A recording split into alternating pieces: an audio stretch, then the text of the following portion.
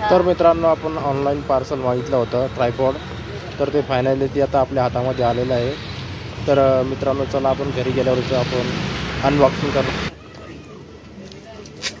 चला तर मित्रांनो, आपलं आता एक ऑनलाईन पार्सल मागितलं होतं आपण, ते आलेलं आहे. तर आता आपण त्याचं अनबॉक्सिंग करणार आहोत.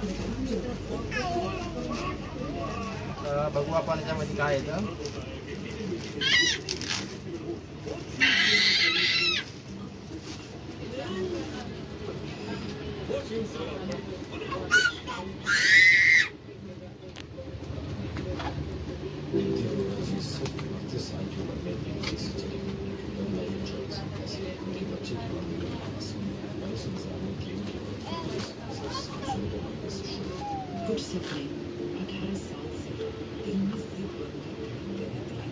चला, आपला ट्रायपॉड आलेला आहे फायनली.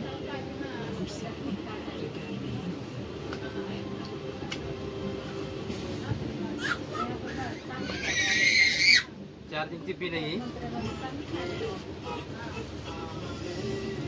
आणि हा आपला ट्रायपॉड.